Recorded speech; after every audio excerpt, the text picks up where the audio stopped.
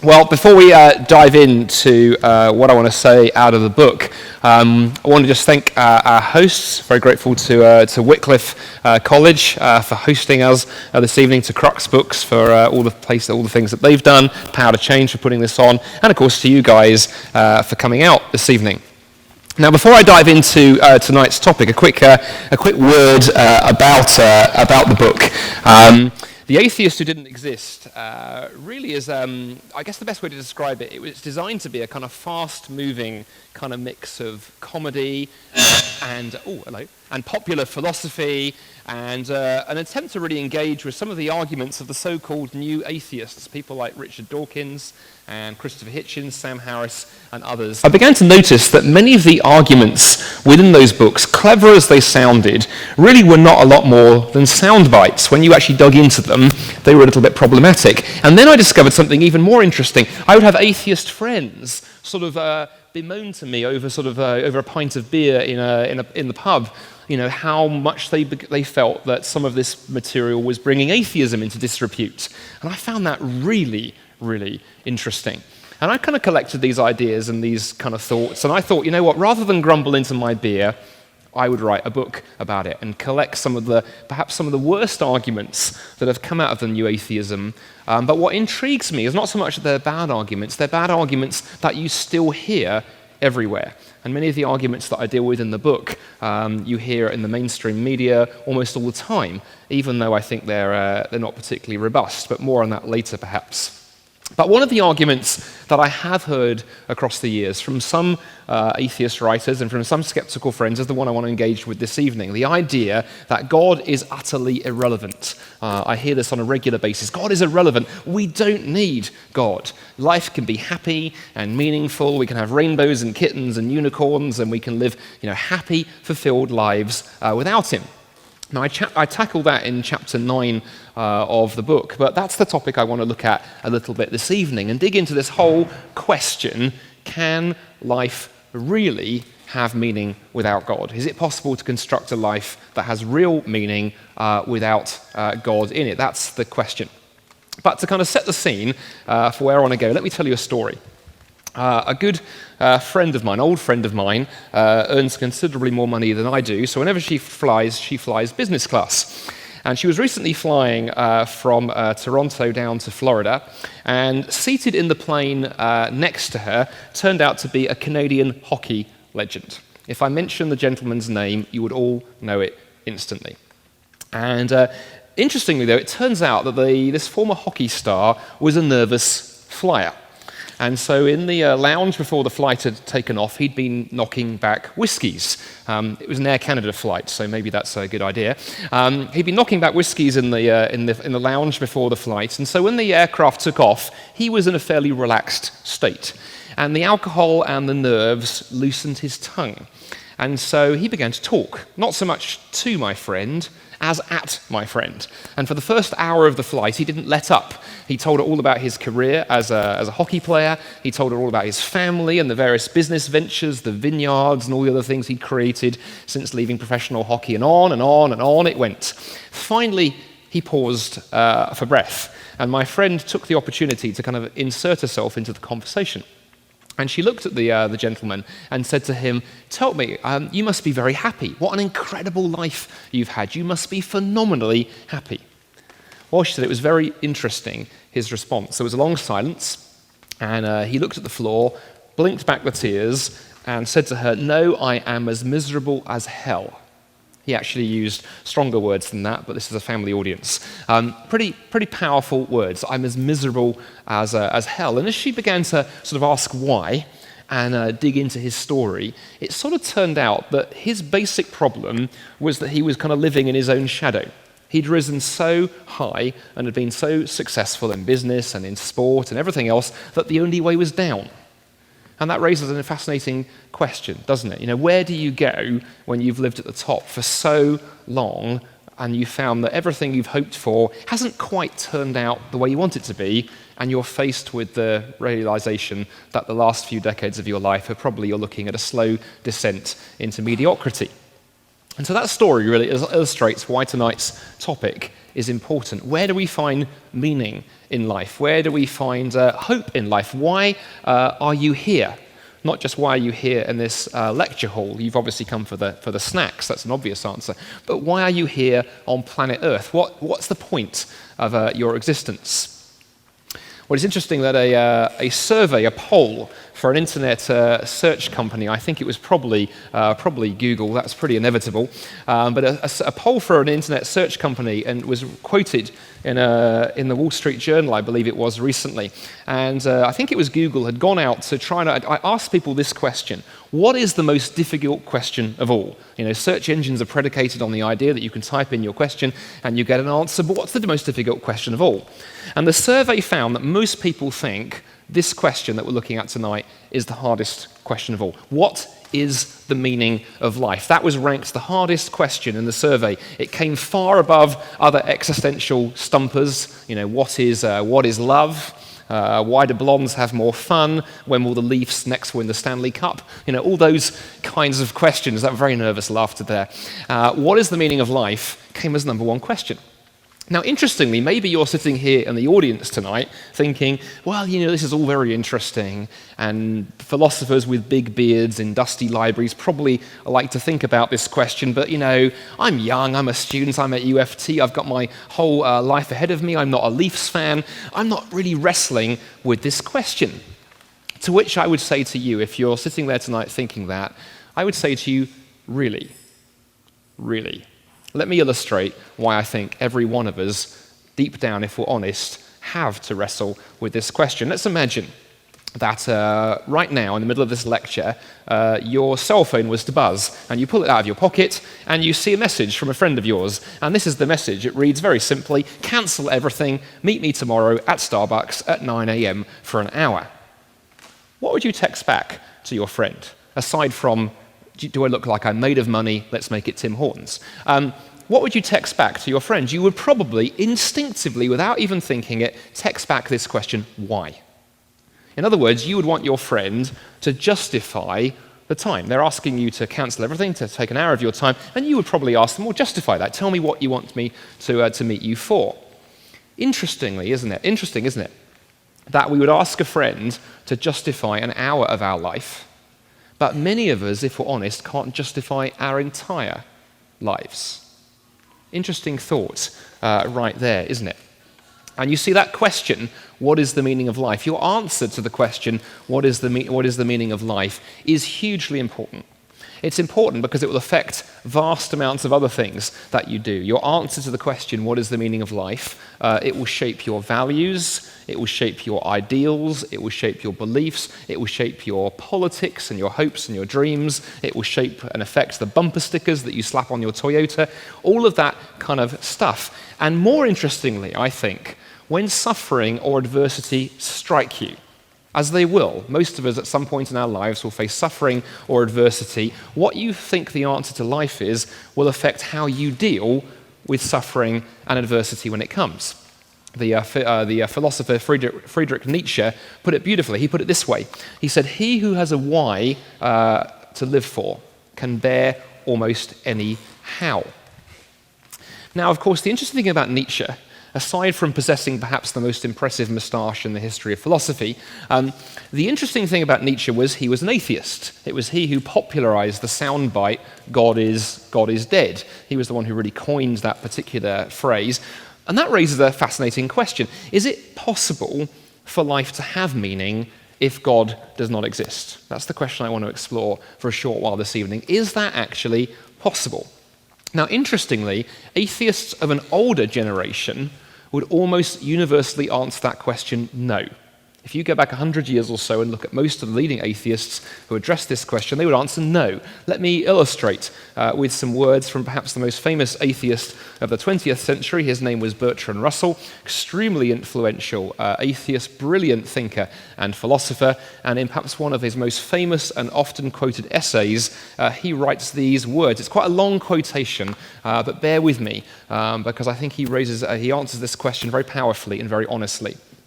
He writes this. He says, man is the product of causes which had no prevision of the end they were achieving. his origin, his growth, his hopes and his fears, his loves and his beliefs are but the outcome of accidental collocations of atoms.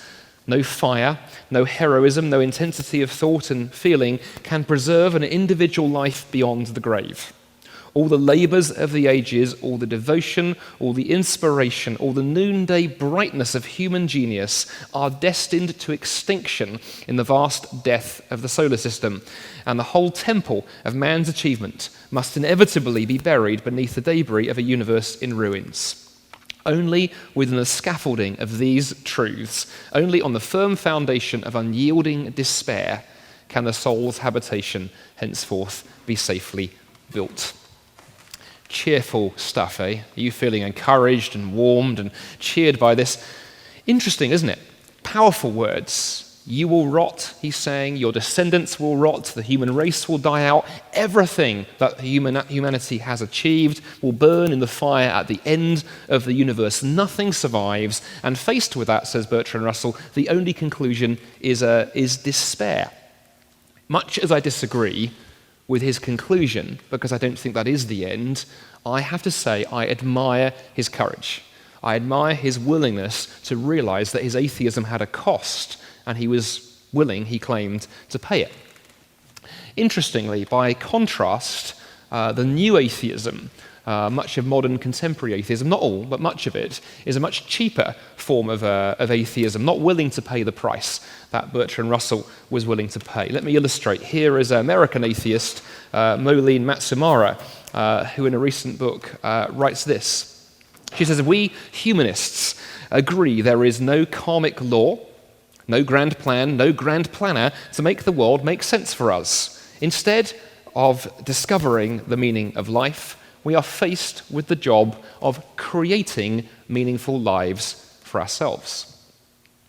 Last week, I did a public dialogue at the University of Guelph. I realise that's possibly a swear word here at the University of Toronto, but there we are. I was at the University of Guelph. And I did a dialogue there with one of Canada's most well-known atheists. His name is Christopher DiCarlo, very well-known atheist and humanist. And what was interesting, this was basically Christopher's thesis as we dialogued that evening. He said, look, okay, when we look into the void and look into the reality of the universe, we're faced that our place in the universe leads us to conclude it's all pretty bleak. We are pretty much, despair is where we arrive. But, never mind, faced with all that, we can invent meaning for ourselves. We can build sort of something on the void. We can create meaning right here, right now, and everything will be okay. That was Christopher's thesis that he held to for the evening, and I hear that quite a lot. Now, on the one hand, it sounds very remarkable. It sounds very admirable. There's no meaning to be found in the universe. Let's create some meaning. But there are some problems. Quite frankly, the problem is it simply doesn't work. Let me show you 3 reasons why the idea that we can invent our own meaning to life, however well-meaning, pardon the pun, simply doesn't work in the real world. 3 problems with it. The first problem is this. The idea that we can simply invent our own meaning, kind of whipping up a purpose to life as if you were creating a novel variety of soufflé, is that it assumes the universe cares. Think about this for a moment. Assume, for the sake of argument, that the universe is all that there is. Let's imagine that atheism is true. There is no God, so the universe is all that there is. Well, think about that universe with awe and wonder for a moment. 13.8 billion years old, as ancient as time itself. 92 billion light years wide, as containing stars and supernova and galaxies and gas clouds too numerous to count. Vast, ancient universe. And before the vastness and the antiquity of the universe, the human being stands and has the cheek to say, you know what, I don't care how big you are, mate, I can invent meaning for my life myself. Think about the arrogance of that for one moment. In fact, the poet Stephen Crane, I think, pricks the pomposity of this beautifully in a very famous poem he wrote that goes like this. He said, "A man said to the universe, 'Sir, I exist.'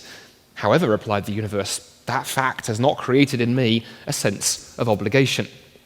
In other words, why should we think that the universe owes us something?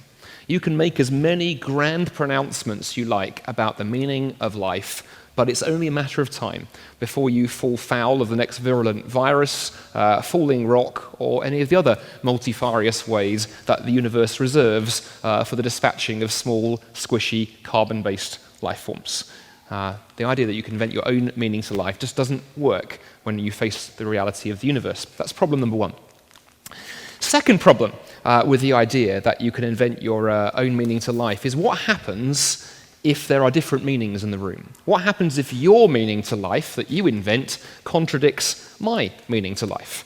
Let's construct a thought experiment for the moment. Imagine that one of you here this evening decides that you're going to dedicate your life to the cause of environmentalism. You're going to take that the whole hog. You decide that you're only going to buy locally sourced organic food. You install solar panels on your roof. You plant a tree for every puff of carbon dioxide that you emit. You even drive a clockwork Toyota Prius. You are, quite frankly, the greenest thing that has ever existed. Fantastic. Good luck to you.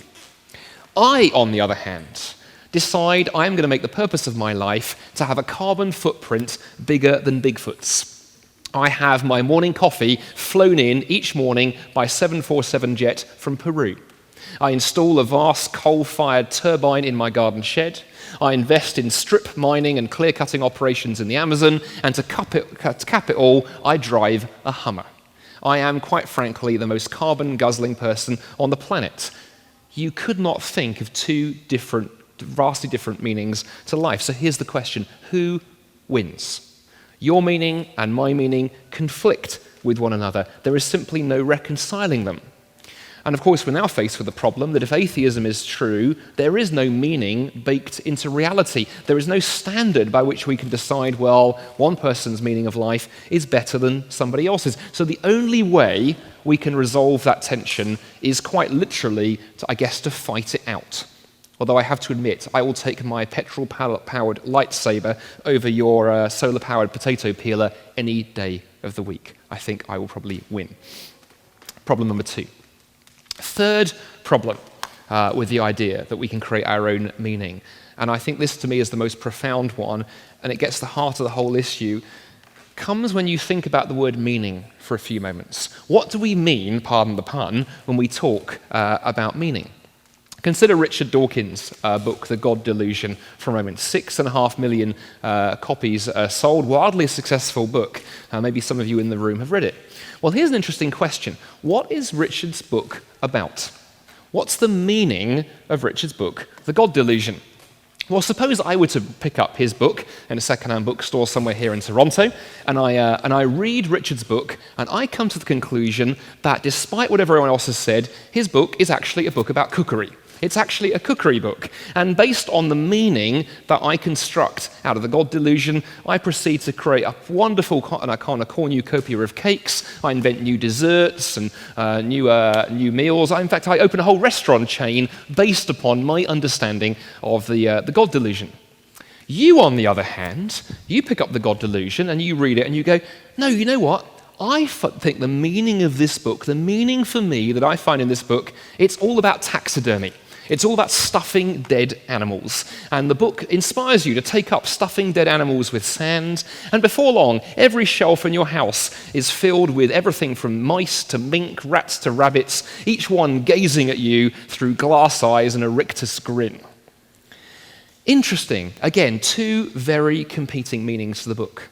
Well, imagine a few weeks after we finished The God Delusion and read our different meanings into it, we bump into one another at the pub, and we discover our differences concerning the God Delusion, and we start an argument. We start yelling at each other. It's a cookery book, I yell at you.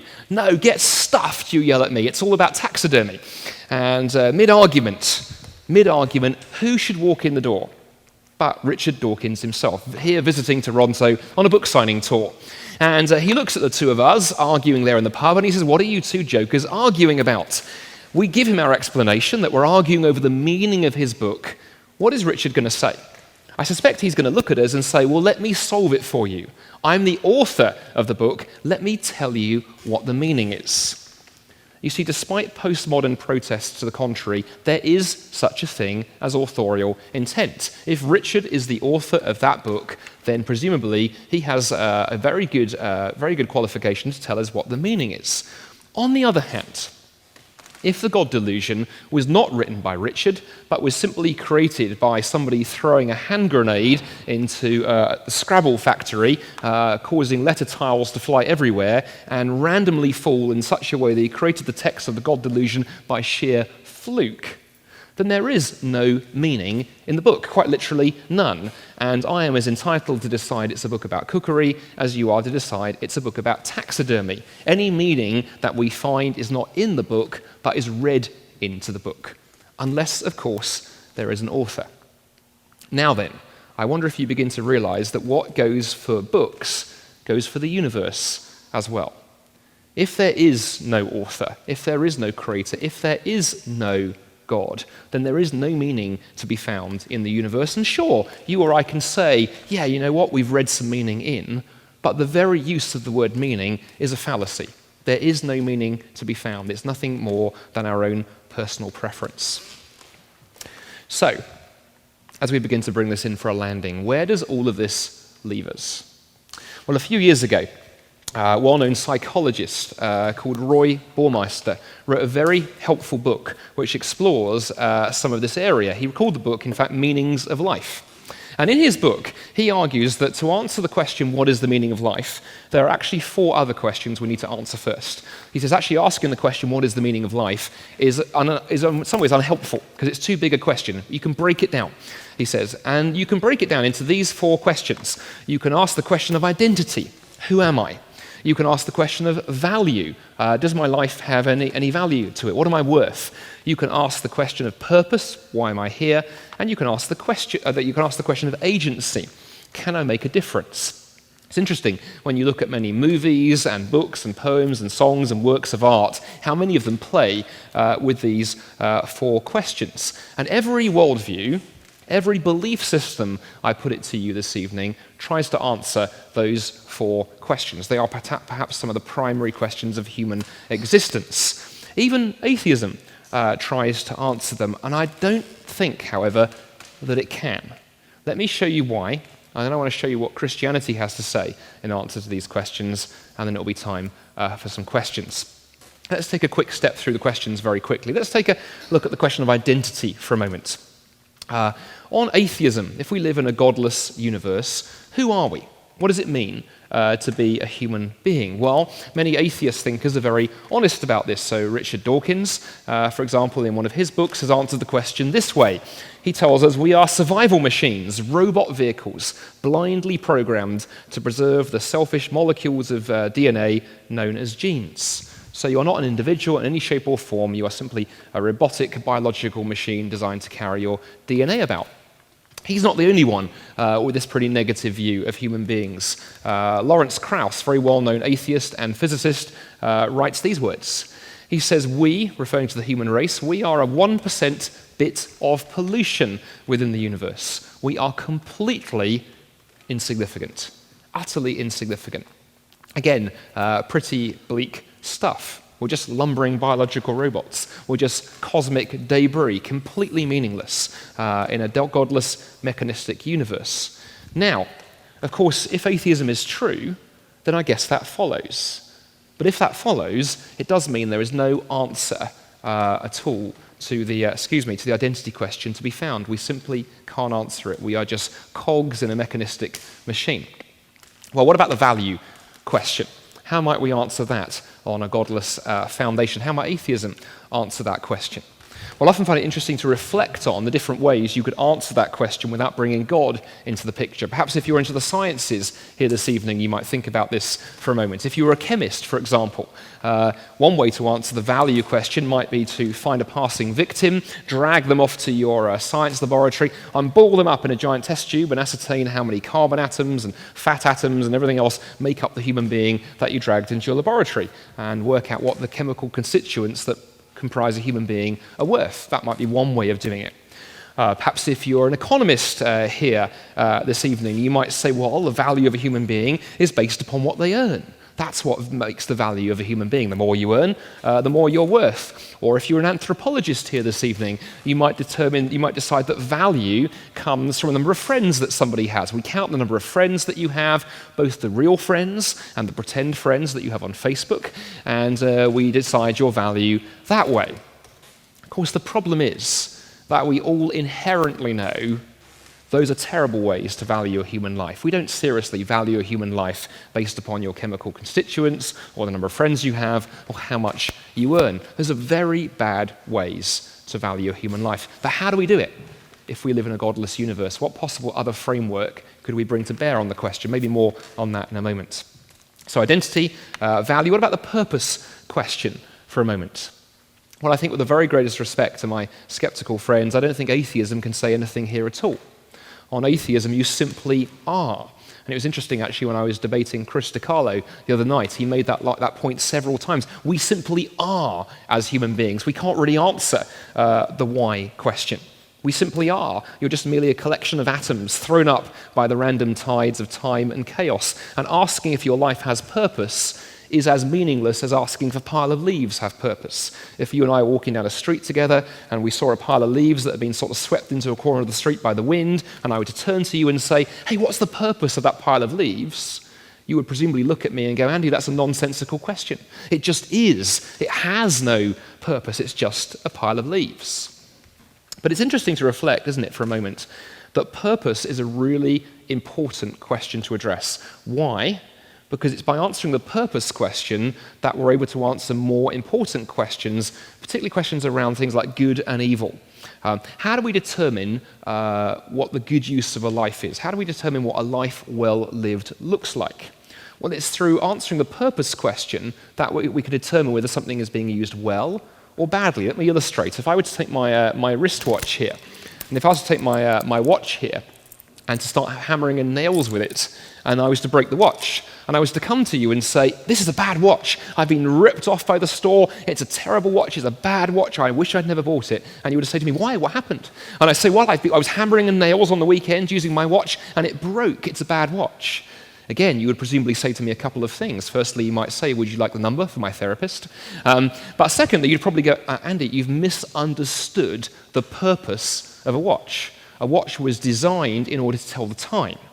And we decide whether it's a good watch by how well it does that. If it tells the time well, it's a good watch. If it tells the time badly, it's a bad watch. But we don't ascertain its value by hammering in blunt objects into a wall.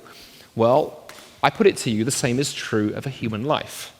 Unless we know what a human life was intended to be, you can't answer questions about what a good life looks like. Maybe a life spent sitting in your basement eating pizza and playing computer games is worth exactly the same as somebody who commits their life to serving the cause of justice or fighting poverty or whatever. Because if there is no design and no purpose, all bets are off. That's the question of purpose. And what about agency? Identity, value, purpose, and agency. Can we make a difference? Can we actually make a difference in the world? Well, if atheism is true, I gently suggest the answer is no. Think back to Bertrand Russell's observation at the start of the lecture. It doesn't matter what you do, everything is going to burn in the fire at the end of the universe. One of the most famous novelists of all time is a gentleman called Leo Tolstoy. Maybe some of you have come across him or been subjected to his works, all 40,000 pages of War and Peace, or whatever it is. I remember being forced to read when I was at university. But whatever you make of him, he was one of the most influential writers of all time, very famous, very rich, very successful. But he had a midlife crisis. In his 50s, he was a thinker and a philosopher as well as a writer. And in his 50s, after a hugely successful life, he ran across a question that completely fazed him and completely threw him. And in his autobiography, he describes what that was. He says, this question that I'd run across is a question without an answer to which one cannot live, as I had found by experience. It was this question: what will come of what I am doing today or shall do tomorrow? What will come of my whole life? Differently expressed, the question is this: why should I live? Why wish for anything or do anything?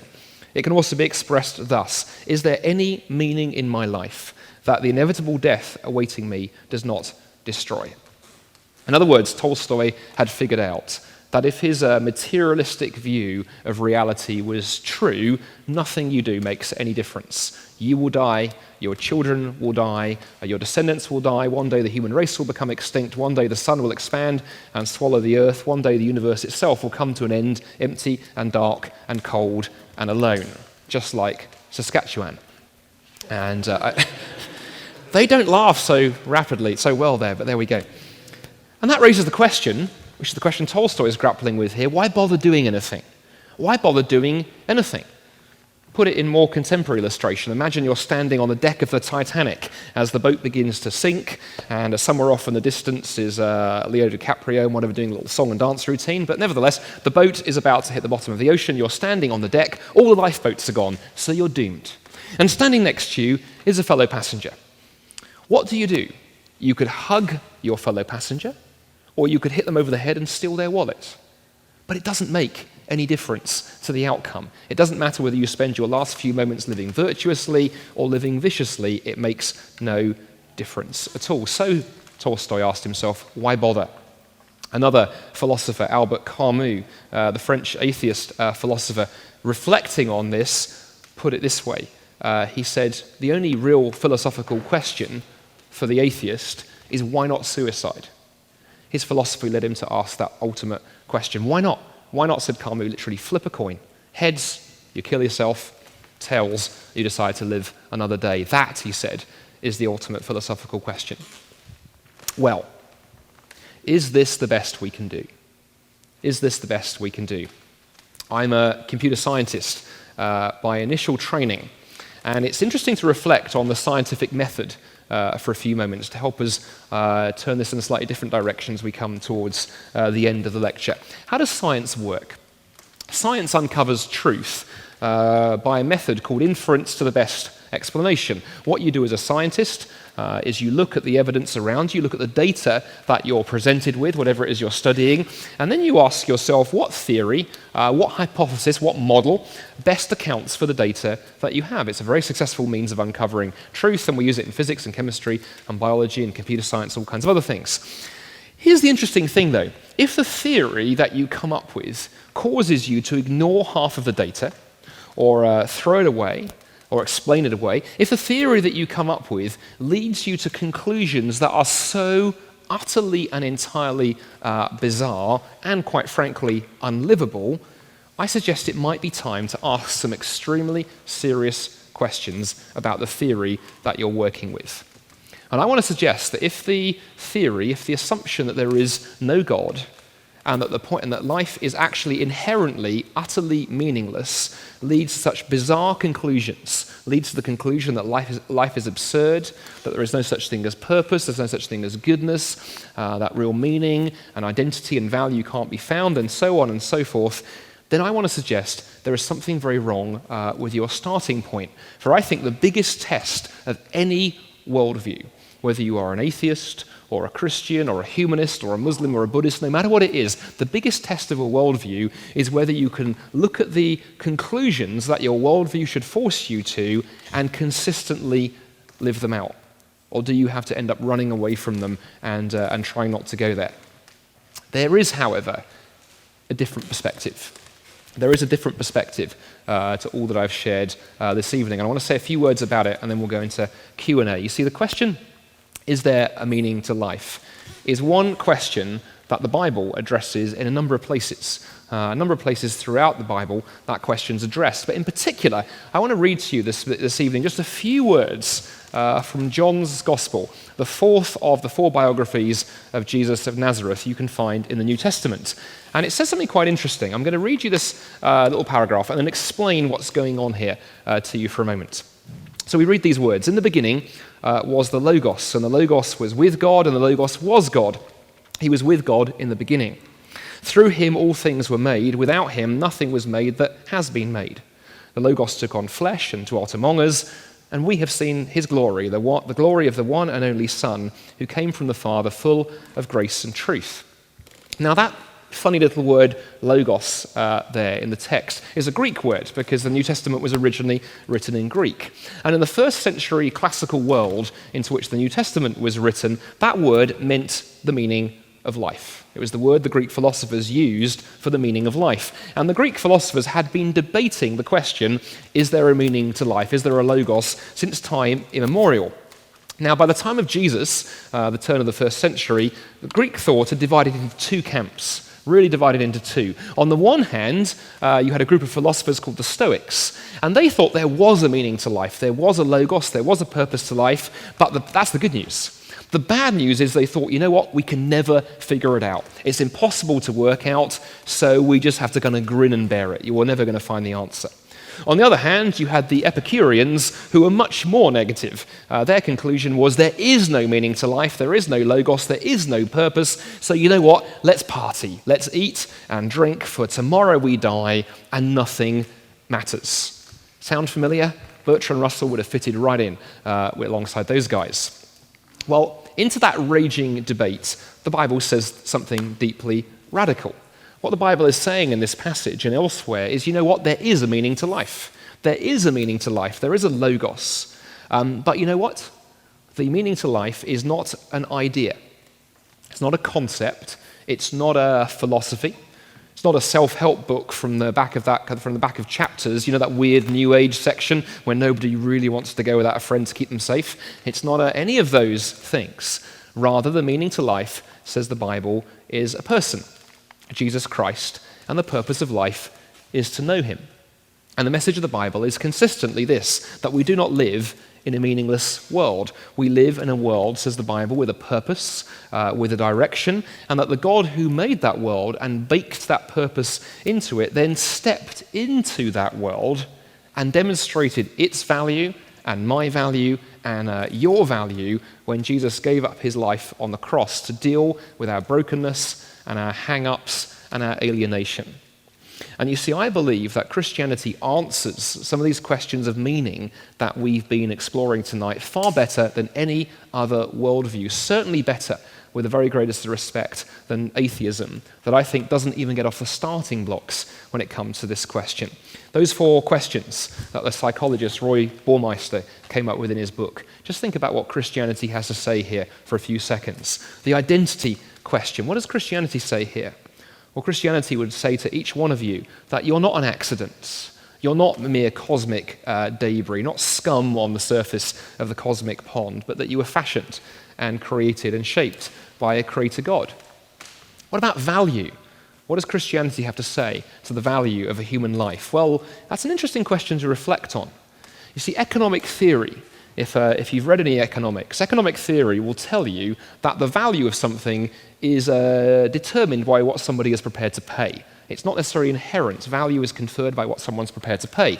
So, for example, my iPad up here, I paid several $100s for that because I value it highly. It's very useful to me that I can read my lecture notes off it and that I can play Candy Crush Saga in the lavatory. Very, very useful. I paid good money for it.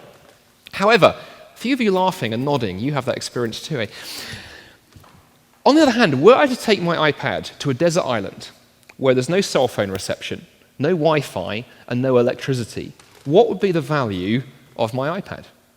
The answer, according to most economists, is precisely nothing. It's precisely worthless because nobody would really want to pay anything for a very pretty lump of glass that has no use in that kind of context. Now then, apply that model to human beings. What is our value as a human being? Well, Christianity says, at the heart of the message of the New Testament, that God was prepared to pay a price for each one of you here this evening. He was prepared to pay the price for the life of his son for each one of you, an incredibly high price, which is why every human being has value, because of the price that God paid. You are not mere cosmic scum. Lawrence Krauss was very, very wrong. Question of value. Penultimately, then, the question of purpose. What does Christianity have to say to this question? Well, Christianity claims there is a purpose. There is a purpose baked into reality, and that purpose is to know God and enjoy him forever, both simple and profound. And then lastly, the whole question of agency. Can we make a difference? This to me is one of the most interesting questions of all, because I think it's one of the issues that so many of us grapple with, particularly as many of you in this room are probably university students starting out on your studies or completing them, looking forward to a glittering career. And of course, most of us want to go out into the world and make a difference, a real difference, not a difference that just lasts for a few years and then we're forgotten. Well, can we make a difference? One of my favorite writers is an author many of you will have heard of. His name is J.R.R. Tolkien, creator of Lord of the Rings and The Hobbit and numerous other things. Not many people know that Tolkien also wrote short stories. And one of his most famous short stories is a story called Leaf by Niggle. And you can Google it and find the text online free of charge if you want to read it. Fairly short story. And in Leaf by Niggle, Tolkien tells the story of a struggling artist, a painter, whose name is Niggle. And Niggle's life work is he wants to paint the most beautiful picture of a forest that anyone has ever painted. And he has this plan for lots of trees, and behind the forest is going to be this range of mountains and a sunset and all kinds of things. He's got it mapped out beautifully. But the problem is Niggle, like his name, is a perfectionist. He wants every detail of his picture to be absolutely precisely right. And so he can never finish more than one leaf on one tree. In fact, he spends decades, literally decades, obsessing over just one leaf on just one tree, trying to get it right. Well, as Tolkien tells the story, sadly, Niggle is struck by a chill, and he falls ill and dies, and his painting is left unfinished. Well, in the story, Niggle arrives in heaven. And as he approaches the edge of the heavenly country, says Tolkien, he sees a tree. Not just any tree, but his tree. The tree that he'd dreamt of, finished and complete. Every leaf perfect, including the leaf that he'd spent 40 years of his life obsessing over. And I think the idea that Tolkien is playing with in that story is that Christianity says that, you know what, we're all like Niggle.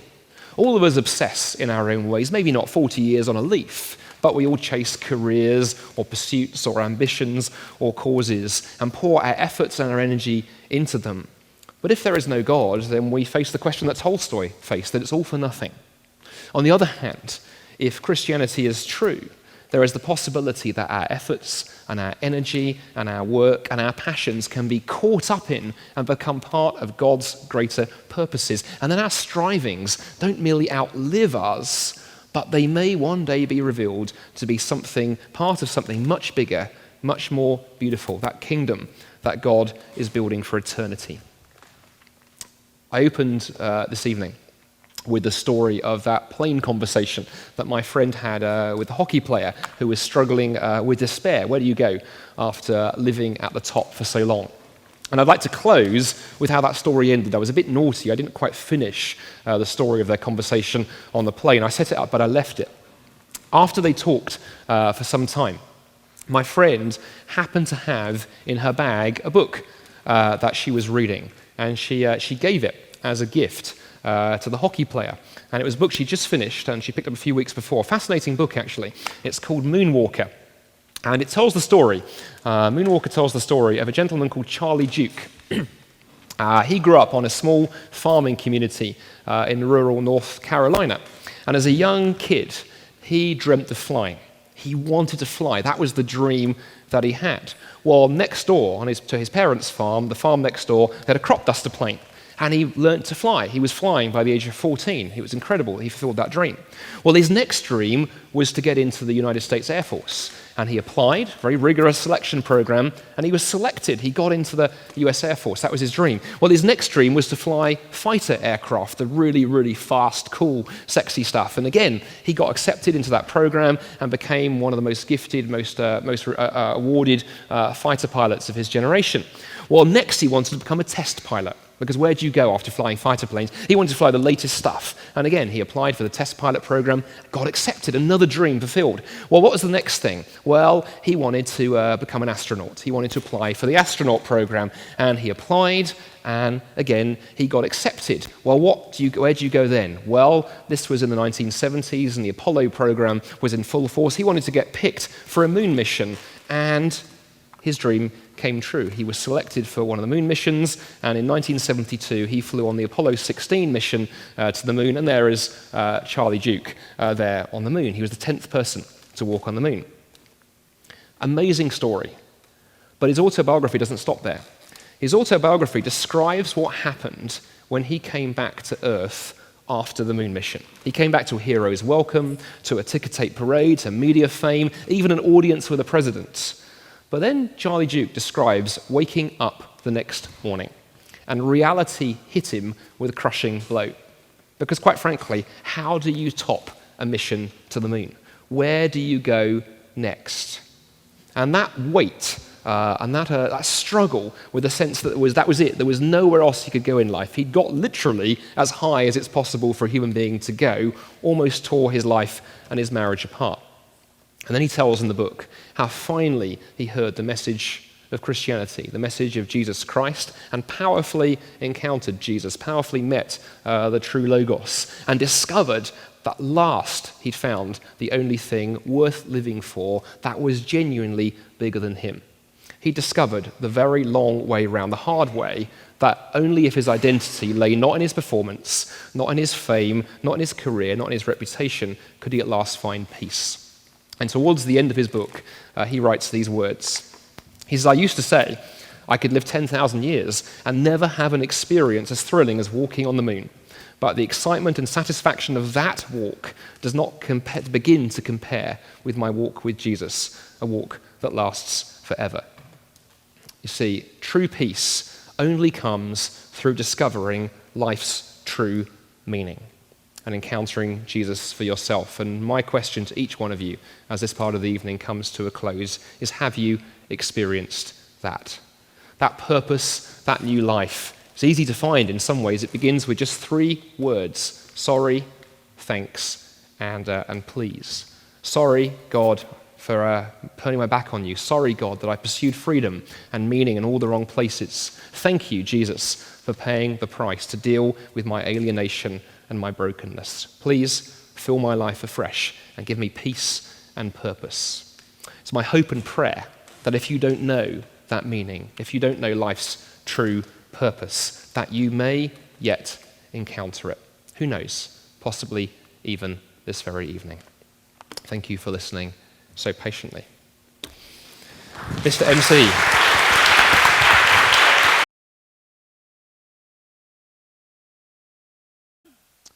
Pretty much any question is on limits. We are going to test is on limits. Any question is on limits. No question is off limits. We're going to test the bounds of Andy's knowledge. But if you have any question, you may That won't take you long. I just warn you. I mean, I don't know. If you ask him about the physical properties of subatomic particles, I don't know. No. Let's see. I know a man who does. Okay, so you can line up right here, and I'll come up to you with the mic. Fantastic. Keep your questions brief and short. You know, we don't want to hear your master's thesis or your latest paper, but if you have a question, if you frame it as a question, that would be great. And what's your name to begin with? That's helpful. Ben. Sorry? Ben. Right, okay. So my question is, under your identity, you said that are you saying that we are made up, but we are here because of randomness, complete randomness? Good question. No, I think what I was saying, so the question was, for those who didn't hear it, on identity, was I saying we're here because of randomness? No, of course, I'm not saying that. What I'm saying is that I think the conclusions on naturalism is that we are nothing more than the result of... Yes, I think so. And I have always want to be very careful because there's a whole range of positions that atheist friends adopt. But the common one, I think, will be about represented by, say, Dawkins and Krauss, and I think alluded to by Bertrand Russell and others, that we really are the result of time plus chance plus natural selection. So I'm careful with the word randomness because there are physical laws at play, but there's certainly no purpose involved. Built into the idea of evolution by natural selection, we are simply lucky that we're here. There's no design, there was no end goal. We simply are.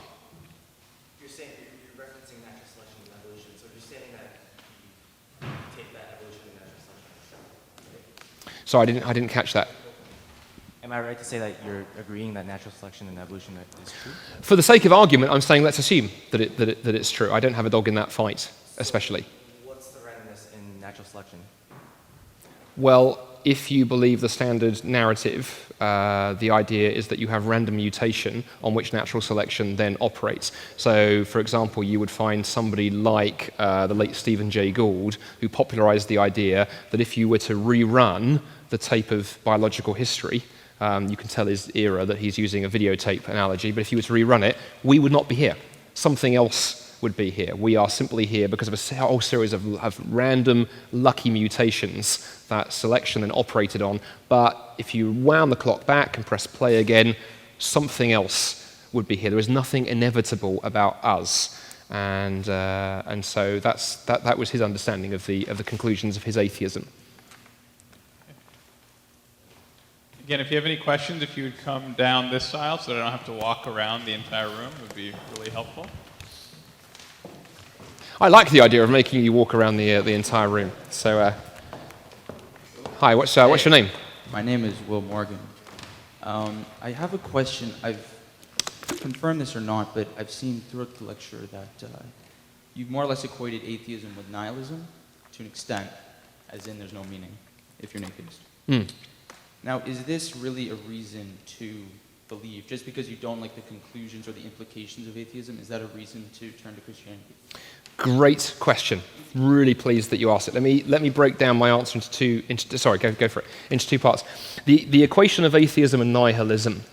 I have many atheist friends who don't like that connection, but I think it is a necessary connection. It's why I. Yeah, I'll come to that in a minute, because I've just broken that piece down first. I think that is the natural outworking. And I think someone like Bertrand Russell and many others, in fact, one of the things I say that's interesting, and I don't make this point in the book, I wish I had, it was another philosopher friend of mine who made this connection. If you look at most atheists, most mainstream atheists writing probably before about the 1980s, that was the standard position. There was no controversy. And Bertrand Russell is just one of numerous that we could write. And there was a sense for those atheists that there was a cost for atheism that you had to be willing to pay.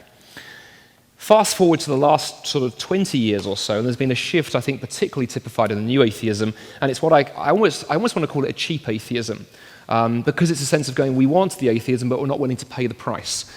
It's only one form, because there are others. I would mention people like John Gray, who's a European atheist, who's written widely, who takes the new atheist to task on this over this very reason. So, that's the first part.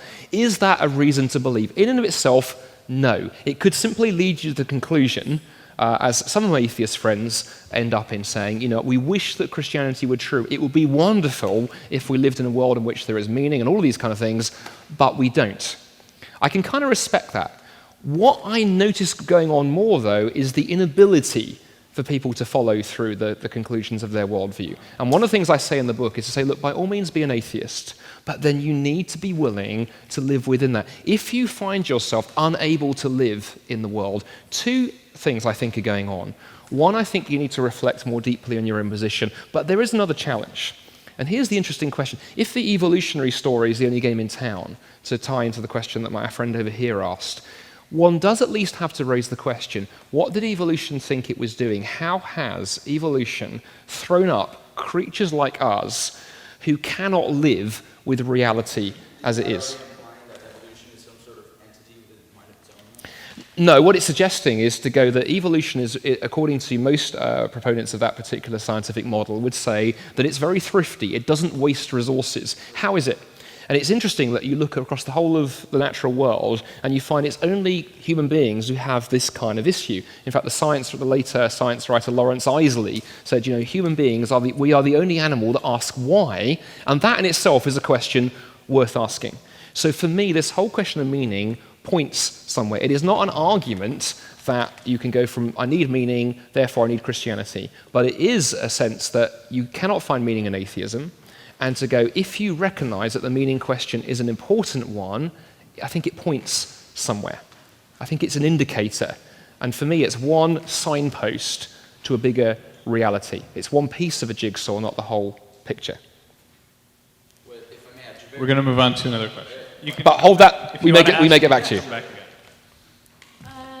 Sorry, I just want to sort of follow up on the naturalism question, because you said that evolution is lucky, and I don't think evolution is lucky, because evolution is not supposed to be lucky. It's about evolution in itself, especially in its organismal changes and morphological changes is about purpose. It's about changing to have a more successful future, I suppose, for that specific organism. So is that purpose lacking in some way? Because I think that purpose of like having a future and continuing to live is a purpose in itself. So that's a purpose that doesn't require a higher being. So I don't think like atheism lacks a purpose. It just lacks a purpose that like seems moralistic, and I don't think a moralistic purpose is necessary. Fascinating question. What was your name? Comedy. Okay, great. Let me say a couple of things. That's a brilliant question.